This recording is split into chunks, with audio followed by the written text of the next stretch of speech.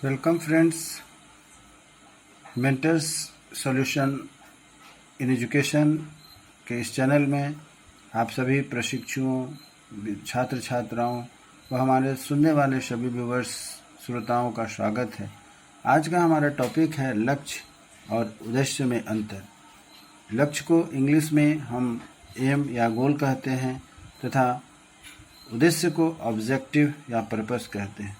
यह सुनने में छोटा सा लगने वाला शब्द बहुत ही महत्वपूर्ण है, न केवल बीएड के छात्र छात्राओं प्रशिक्षुओं के लिए बल्कि सीटीईटी के लिए भी महत्वपूर्ण टॉपिक है तथा जीवन के अन्य क्षेत्रों में भी इसका समझना बहुत आवश्यक होता है। आए दिन छात्र छात्राएं व कई लोग ऐसे मिलते हैं जो कि इस शब्द की गंभीरता को नहीं समझ पाते हैं और उनका जो यह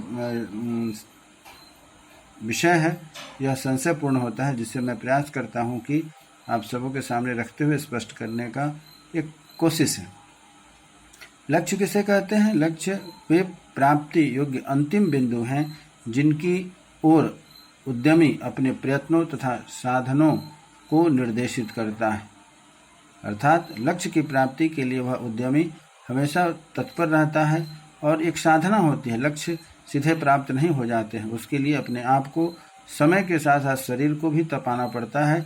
इसलिए कहा गया है कि वे प्राप्ति योग्य अंतिम बिंदु, जब तक आप लक्ष्य को प्राप्त नहीं होते हैं तब तक आप स्थिर नहीं बैठते हैं। उसके लिए आप सुबह शाम दिन रात अनवरत प्रयत्नशील रहते हैं और तब जाकर के आपकी साधना पूरी होती है और आप लक्ष्य की प्राप्ति करते हैं।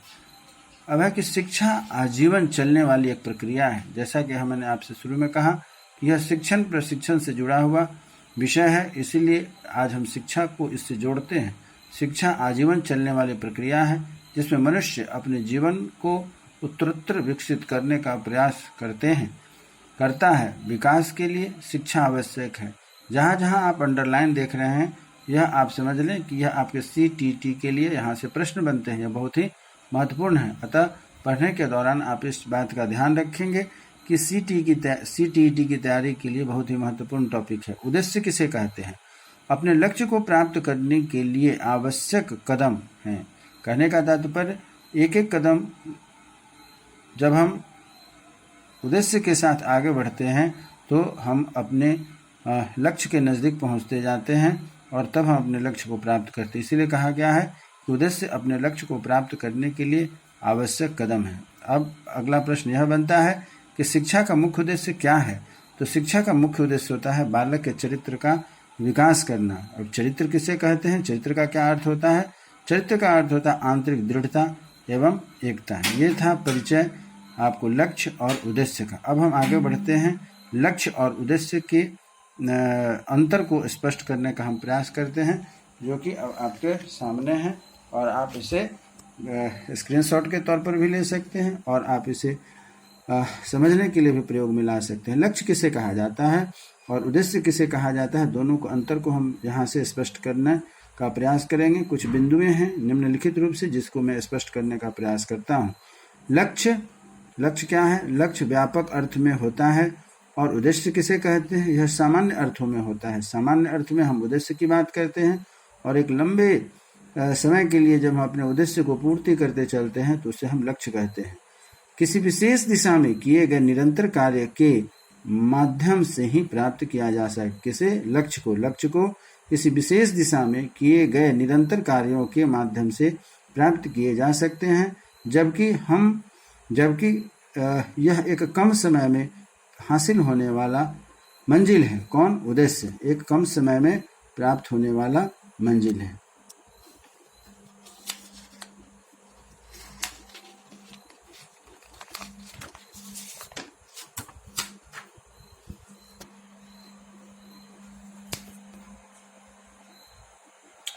लक्ष्य एक परिणाम अर्थात प्राथमिक परिणाम होता है।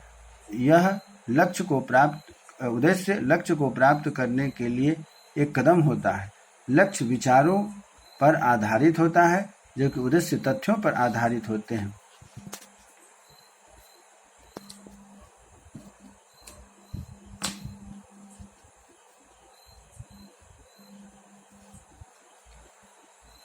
समय सीमा के लक्ष्य के लिए समय सीमा के बारे में सही ढंग से निर्धारित करना मुश्किल होता है। इसे कितने समय में प्राप्त करेंगे यह कहना कठिन है। वही उद्देश्य यह समयबद्ध हो सकते हैं जिन्हें एक निश्चित समय अवधि में हम प्राप्त कर सकते हैं। लक्ष्यों को मापना कठिन होता है जबकि उद्देश्यों को मापना आसान होता है। लक्ष्यों को प्राप्त करने के लिए सामान्य क्रिया की आवश्यकता होती है, जबकि उद्देश्य में विशिष्ट कार्यों की आवश्यकता होती है। लक्ष्य आदर्शवादी होते हैं जबकि उद्देश्य व्यवहारिक होता है। लक्ष्यों में आजीवन महत्वाकांक्षा शामिल होती है, अर्थात इसमें हमारी आकांक्षाएं जो है कि कभी समाप्त नहीं होती है, वह निरंतर आगे की ओर बढ़ती जाती है। लक्ष्यों में आजीवन आकांक्षा शामिल होती है। यह उस गंतव्य को परिभाषित करता है यहाँ आप एक विशेष अवधि के बाद खुद को देखना चाहते हैं। उद्देश्य वे कदम हैं जो हम अपने लक्ष्य को प्राप्त करने के लिए उठाते हैं, अर्थात उद्देश्य लक्ष्य का एक हिस्सा होता है।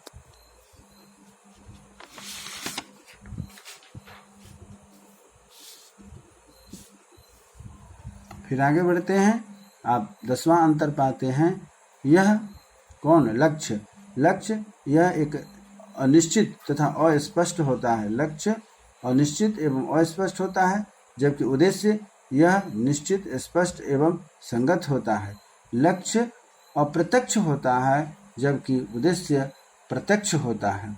लक्ष्य 12वां पॉइंट है कि लक्ष्य इसका मुख्य आधार दार्शनिक होता है जबकि उद्देश्य का मुख्य आधार मनोवैज्ञानिक होता है। 13वां पॉइंट है यह शैक्षिक होता है। लक्ष्य शैक्षिक होता है जबकि उद्देश्य अनुदेशात्मक होते हैं। 14वां पॉइंट है इनकी प्राप्ति में बहुत धन और समय लगता है जबकि उद्देश्य की प्राप्ति में समय कम लगता है और अल्प व्यय होता है। उसके बाद है 15वां पॉइंट, यह समग्र विषय तथा शिक्षा व्यवस्था से संबंधित होता है जबकि उद्देश्य उपविषय तथा विभिन्न प्रकरणों से संबंधित होते हैं।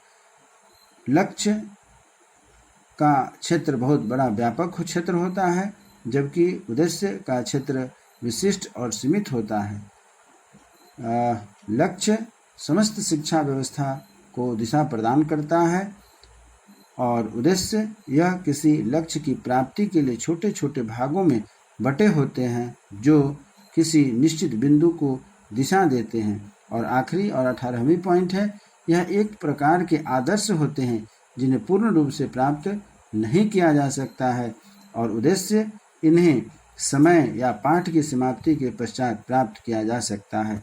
इस प्रकार से फ्रेंड्स मैंने प्रयास किया है कि आपके अंदर यह लक्ष्य और उद्देश्य को लेकर के यदि कोई कन्फ्यूजन हो तो हमारे इस चैनल पर आप अपने प्रश्न को डाल सकते हैं, मैं उसका उत्तर दूंगा। और समझने के बाद कृपया हमारे इस चैनल को लाइक और सब्सक्राइब करें जिससे कि हमें नए टॉपिक को लेकर के आने में और आपके प्रोत्साहन की आवश्यकता है। धन्यवाद।